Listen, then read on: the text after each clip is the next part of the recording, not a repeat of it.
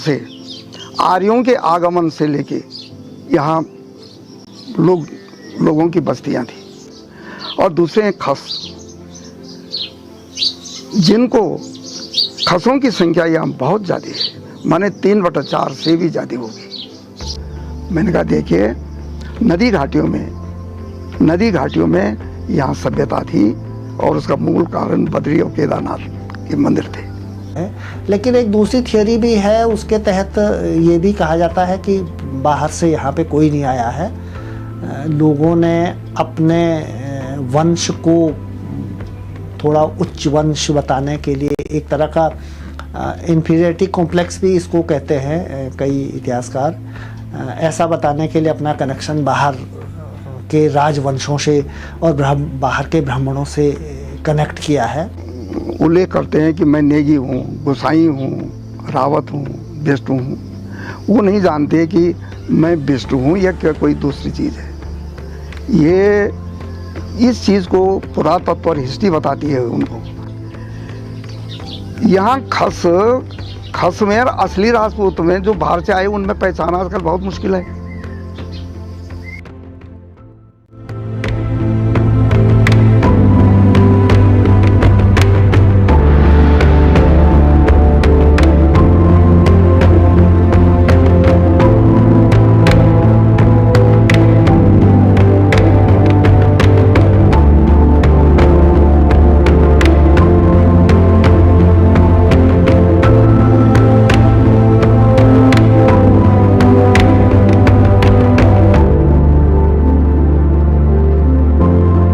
उत्तराखंड जो है, हिमालय जो है, मध्य हिमालय, बौद्ध ग्रंथों में इसको हिमालय नहीं कहते, इसको कहते हैं हिमवंत, मध्य हिमालय, जिसको ज्योग्राफी में मिड सेंट्रल हिमालय बोलते हैं, मिड हिमालय बोलते हैं, सेंट्रल हिमालय ज्योग्राफी में।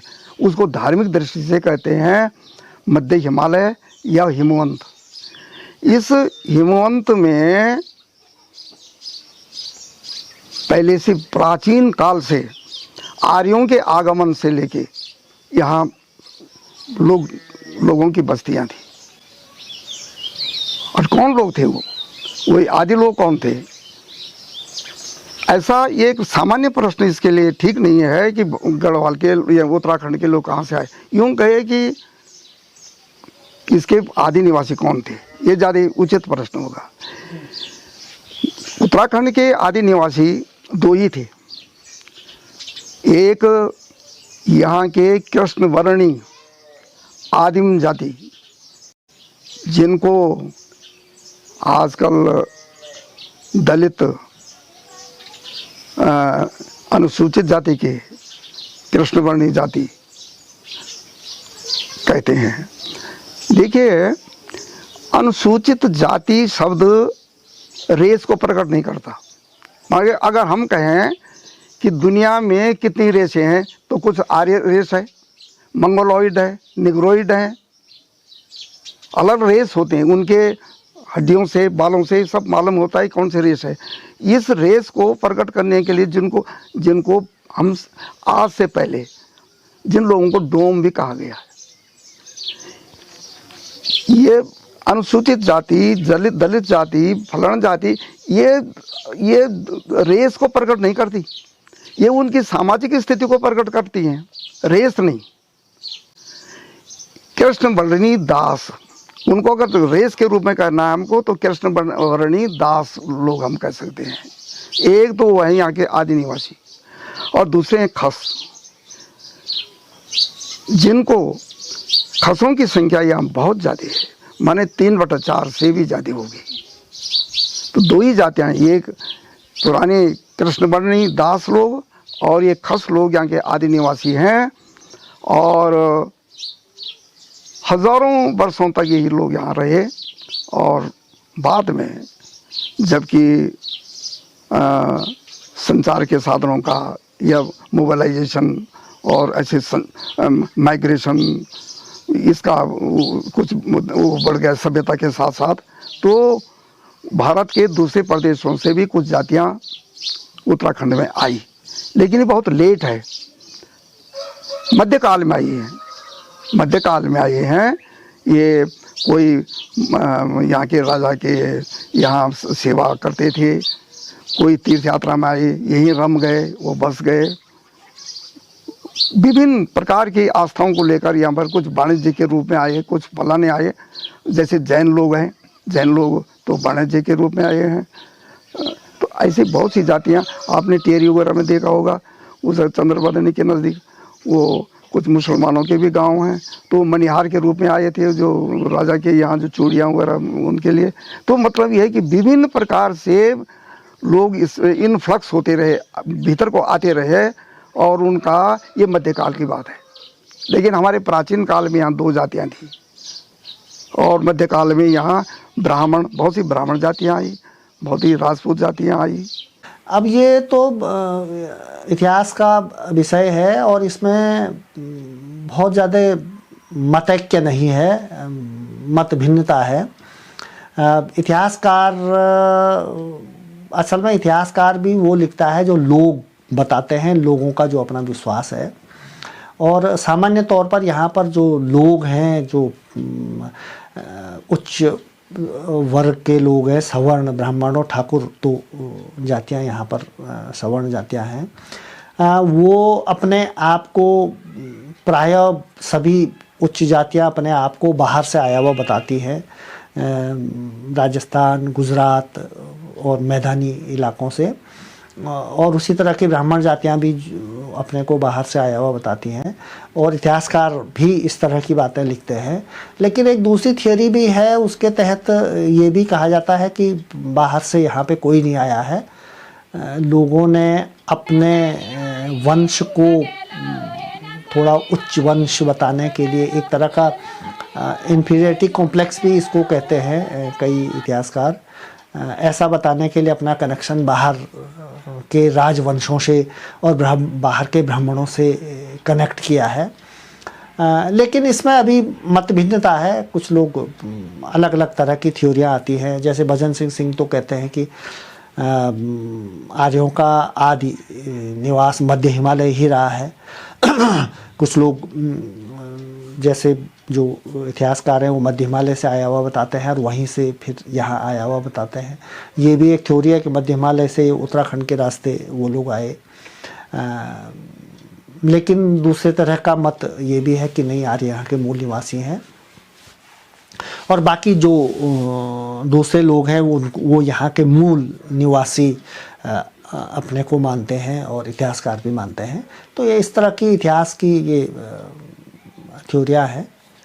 जी, मेरी सहमति इससे इसलिए नहीं हो पाती क्योंकि जिनको आप खस भी बताते हैं, क्योंकि आप ताम्रपत्रों का अध्ययन करें शांति से, फिर आपको अच्छा लगेगा। मैं नाम नहीं ले रहा हूँ परिवारों के, क्योंकि उनके बारे में क्लियर कट बोला जाता है कि वो खस हैं, लेकिन वो जो है उनके पास राज्य के सबसे ऊंचे पदों में से एक थे, उनके पास ज़मींदारियाँ थी। तो जिसको खस कहा जाता है, मैं कहूँगा खस एक गाली से ज़्यादा कुछ नहीं है। जब आप खस बोलते हैं तो खस जो है वो बेसिकली ये है कि खस और असल जात, जो हमारे यहाँ डिफ्रेंशिएट किया गया है कि एक असल जात है और एक खस है, तो वो ब्राह्मणों में भी है, राजपूतों में भी है, तो 4 तो डिवीज़न वैसे ही हो गए। तो आप जब बात कर रहे हैं तो ऐसा नहीं है कि उनके पास जो है राजा के सामने उनके पास पद नहीं थे या ऐसा है। ये सब जो है कतिपय एक विचारधारा है, वामपंथी विचारधारा रही है, जिसने हमारे यहाँ कोशिश की है अलगाव पैदा करने की। मैं ये मना नहीं कर रहा हूँ कि उनके बीच में वैवाहिक संबंध नहीं होते थे, ये मैं मना नहीं कर रहा, मैं आज भी कहूँगा। लेकिन अगर आप ये कहें कि उन लोगों के बीच में आपस में भेदभाव होता तो वो बड़ा कठिन हो जाता है। मैं उसकी बात करूंगा, कुमाऊं की बात करूंगा, हमारे यहाँ बिल्कुल पड़ोस में ही है। तो कुमाऊं में भी आप महारा फर्त्यालों की बात करते हैं तो उसमें एक परिवार को खस बताया जाता है, दूसरे को असल जात बताया जाता है। लेकिन क्या आपने उसमें भेदभाव देखा है? मेरे को तो नहीं लगा। महारा और फर्त्याल ऊंचे उसमें ही गिने जाते हैं ज़मींदारों में, जिनके पास हर जगह ज़मीन है। गुटों के नाम ही उनके नाम पे, इससे ज़्यादा मैं कहूँगा धड़ा बोलते हैं उनके यहाँ कुमाऊनी में। और इसी तरह मैं गढ़वाल में भी बोलूँगा, खुंद की बात करते हैं तो खुंदों में कई बार असल राजपूत भी नेता होता है, कई बार ब्राह्मण भी नेता होते हैं, कई बार क्योंकि देवता जिसको चुनता है। खुंद जो हमारे यहाँ तलवार का गुट था, जो गांव की सबसे शक्तिशाली यूनिट है, राजाओं के लिए तलवारें इकट्ठी करने वाला जो गुट रहा है, खुंद, हम तो खुंद ही बोलते हैं। खुंद का एक देवता होता है जो पूजा करने के लिए होता है। आप मुझे बताएं कि क्या खुंदों में कभी क्या भेदभाव हुआ है जाति वाइज? मैं तो नहीं मानता, वो अलग बात है। पर हाँ, कुछ लोगों ने उसको बढ़ा चढ़ा के कोशिश की है। कुछ लोग इंग्लैंड से आके पढ़ के आए तो उन्होंने वहीं की थ्योरम यहाँ पे लगाने की कोशिश की है। समाज अलग अलग होता है, मैं यही कहना चाहूँगा, इससे ज़्यादा नहीं। क्योंकि खस का अर्थ एक जो है वो है स्खलित से आया, जो नीचे गिरा हुआ। आप उसको ये नहीं कह सकते कि आप वो आप उसको किसी को गाली देने के लिए या फिर किसी सेंस में बोलने के लिए बोल सकते हो, लेकिन मुझे नहीं लगता कि वो कोई सचमुच में वो स्थिति थी कि हम बार बार उनसे के साथ भेदभाव करते थे या जो भी था। वो कहानी जो है बनाई गई है, क्योंकि भेदभाव करने की भी और बहुत सारी चीज़ें होती हैं, पूजा पाठ है वगैरह है। आगे पूजा कौन करेगा? अग्नि पूजा, वो बहुत इंपॉर्टेंट चीज़ रही है अग्नि पूजाई। तो जब देवताओं की पूजा होती है तो क्या खसों के साथ भेदभाव होता था? अगर आप जब उसकी बात करते हैं, किसकी, जब आप हम उसकी बात करते हैं किसी भी मंदिर की पूजा के टाइम पे, तो मैं उसको नहीं मानता, मैं क्षमा चाहूँगा, मुझे नहीं लगता, मैं वो बहुत कहना चाहूँगा। तो मुद्दा ये है कि आप लोग बार बार उन चीज़ों को उठाते हैं। अब जो ध्वजादान होता है हमारे यहाँ बिखोती के दिन, तो बिखोती के दिन क्या ध्वजादान करते हुए देवता भेदभाव करता है कि कोई खस है या असल जाता है? मेरे को तो नहीं दिखा। ध्वजादान की है नियम, मैं मना नहीं कर रहा, ध्वजादान के नियम है, क्योंकि उसमें क्या होता है कि उसमें बारियां लगती हैं, अगली 12 और 15 साल की तक की भी बारियां कंफर्म्ड होती हैं। अगर आप बड़े गाँव की बात करें, छोटे गाँव में तो खैर होता ही नहीं ऐसा परेशानी, वहाँ तो 4-5 लोग होते हैं, हर एक की बारी होती है, 5 साल में हर एक की बारी आ जाती है। पर जो बड़े गाँव भी है तो वहाँ 12 या 15 राट हैं, राट बोलते हैं हम लोग, कि मतलब एक पूर्वज से जो उत्पत्ति वाले लोग हैं, तो उन लोगों में आपस में ऐसा तो कोई हुआ है नहीं, 12-15 साल में सबके नंबर आते हैं। पर मैंने कभी ये नहीं देखा कि खस वालों में या किसी के साथ ऐसा भेदभाव किया गया या कुछ हुआ ऐसा। युद्ध लड़ते हुए भी जब आप फौजदारी दे रहे हैं राजा की, तो राजा की फौजदारी अधिकांशतः योग्यता पे ये कुछ हद तक परिवार के की ने मिल रखा था पहले, वो दिया जाता है। लेकिन मेरे को ऐसा नहीं लगा कि जैसा आप कह रहे हैं कि खस और उसमें असल जात में कोई भेदभाव है परमानेंट। देखिए, जहाँ तक गढ़वाल में कास्ट यानी जातियाँ का प्रश्न है, स्वयं जो लोग अपनी कास्ट का उल्लेख करते हैं कि मैं नेगी हूँ, गोसाई हूँ, रावत हूँ, बिष्ट हूँ, वो नहीं जानते कि मैं बिष्ट हूँ या क्या कोई दूसरी चीज़ है। ये इस चीज़ को पुरातत्व और हिस्ट्री बताती है उनको। अभी हम कई लोगों को समझाते हैं कि देखिए, कोई नेगी जो है वो जाति का नाम नहीं है, गोसाई जाति का नाम नहीं है, रावत जाति का नाम नहीं है, रावत पदवी है, गढ़वाल के राजा के द्वारा दी गई पदवियां हैं, लेकिन उसकी जाति वो है जो उसके पूर्व वाला शब्द है। जैसे पुंडीर नेगी, कंडारी गोसाई, काला भंडारी, वो जो से पहले वाले शब्द हैं वो जाति शब्द हैं। ये गढ़वाल में राजा के यहाँ जो भंडार गृह में, जो प्रशासन में, मिलिट्री, उसमें अलग अलग काम करते थे, उनको नेगी, रावत आदि पदवी दी गई। ये जाति शब्द नहीं है। लेकिन उस समय इसको कहना इतना महत्वपूर्ण था कि कौन है साहब? नेगी जी हैं, साहब रावत जी हैं, क्योंकि वो उस पद पर उस काम करते थे और उसके पीछे उनकी जाति छिप गई। देखिए, कुछ प्रसंग तो ऐसे हैं कि उन पर ज़्यादा चर्चा करना भी आजकल फजूल सा लगता है, कोई सुनना भी नहीं चाहता। यहाँ खस में और असली राजपूत में जो बाहर से आए उनमें पहचान आजकल बहुत मुश्किल है। मैं जब बिनसर मंदिर में गया तो पीठ शरण में लोगों ने कहा, मैंने कहा कि पुजारी कौन है? बोले साहब वहाँ पर एक हयात राम है, वो हयात सिंह भी कहते हैं उनको। देखो, हयात राम और हयात सिंह है। तो ऐसा मैंने कहा क्यों? बस जब पूजा करते हैं तो हयात राम हो जाते हैं, असली में हम सब लोग हयात सिंह कहते हैं। ये खस लोग थे जो न सिंह थे, न राम थे, न ब्राह्मण थे, न राजपूत थे। वो यहाँ के खस थे। वो जनेऊ धारण नहीं करते थे। उनका भात का जो शुचिता होती है वो नहीं थी। वो कहीं भी भात हुआ खा लेते थे और विशेषकर शिव मंदिरों के पुजारी होते थे। वो जो हयात सिंह की मैंने बात की, वो उन सारे खस लोगों का प्रतिनिधित्व करते हैं। खस लोग यही हमारे बीच में हैं, लेकिन वो उनका असली स्वरूप छिप गया है। कुछ कुछ पॉकेट में, कुछ कुछ अंचलों में वो स्पष्ट दिखाई देते हैं। जैसे राठ क्षेत्र है, उधर जौनसार क्षेत्र है, वो खस लोग वो साफ दिखाई देते हैं।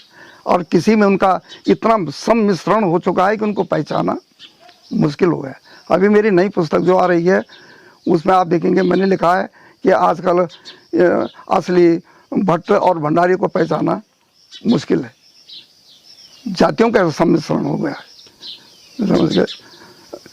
यहाँ खस लोग हैं, वो जो पंजाई लोग हैं जो कि डांडी डोला वो ले जाते थे बड़े लोगों का, वो सब खस थे। यहाँ शिव मंदिर के सब खस थे, समझ गए। आज उन लोगों ने अपनी जातियां बदल दी हैं, कोई सकलानी हो गए हैं, कोई चतुर्वेदी हो गए हैं, कोई पंत हो गए हैं। अब आज ये अप्रासंगिक चीज़ हो गई है और इस पर ज़्यादा मत्ती पच्ची करना बहुत बेकार है।